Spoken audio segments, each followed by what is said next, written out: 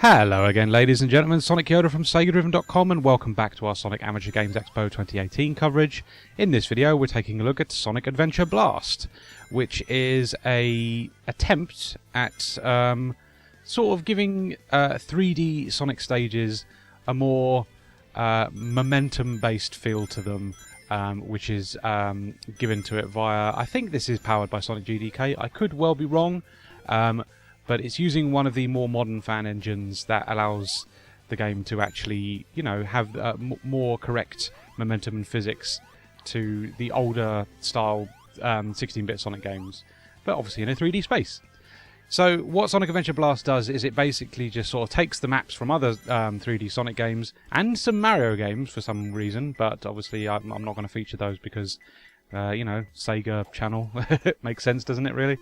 But yeah, just sort of transplants them into the engine, makes you play as sort of Saturn-esque looking polygonal Sonic or Knuckles in some stages as well, and yeah, it essentially gives you full control. The sections of the stages where you would normally be on rails have been sort of given back control to you, which means you actually have to do things like loops and stuff of your own accord. Which is quite difficult. I think that highlights a bit of an issue with giving you full control in a 3D space, is that doing things like loops is actually quite a demanding little thing to do in a 3D space, especially for a platformer. You know, the sort of key demographic of people that this is aimed at, you know, kids essentially, are going to have a bit of a hard time trying to get their heads around that. But yeah, the most impressive stage in this demo is definitely Emerald Coast.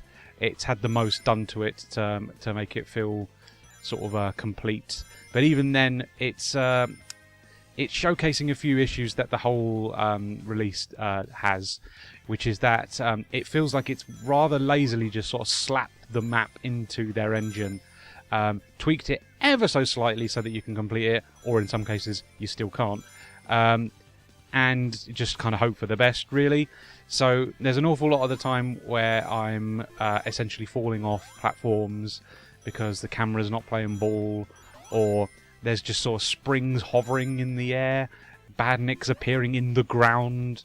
It's very lazily put together, which is a shame because when it comes together, it does look very nice. For example, I think Emerald Coast looks absolutely gorgeous with whatever they've done to with the water shaders here. Good water. So yeah, it can look great. I think it's an interesting idea, trying to give you full control and giving you more accurate physics and momentum in a 3D space. But these stages weren't really designed with that in mind. So I think also doing so highlights a lot of the problems that would cause. You definitely need the sort of on-rails sections to be, on rails essentially, because giving you full control in those areas definitely makes them a lot more challenging, unnecessarily challenging, and as well, having full control in these sort of spaces does mean that you sort of run into walls and off cliffs a lot more frequently. It's got to be said. I feel like they hadn't put all the fences and things in some of these stages, so there'll be sections where I wasn't expecting to sort of run off the stage geometry, and I ended up doing so. So yeah, it's incomplete. Let's put it that way. I feel like if they're going to go ahead with this project, they probably don't want to focus on existing maps from previous Sonic titles. I think they should be making their own maps that best match your ability and the bigger focus on momentum, because at the moment this just highlights the fact that maybe those original Sonic Adventure games with their on-rails mechanics and whatnot had a good thing going, and they kind of understood where people were going to have difficulties playing those games in a 3D space. You need the assistance, I think, because as this game demonstrates, it kind of makes things a little bit too challenging. But yeah, it's an interesting idea. It's not the worst thing I played. It's certainly showing some, you know, it has potential.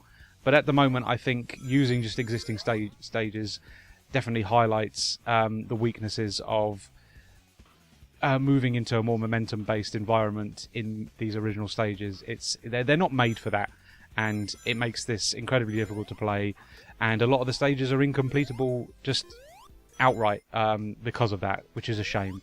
So I think if you like 3D Sonic and you also kind of want to see a better attempt at bringing momentum into 3D Sonic space, this isn't really a strong recommendation, I think. I think this is fun to have a little muck around in and sort of see how that would feel, but I wouldn't say it was a successful attempt.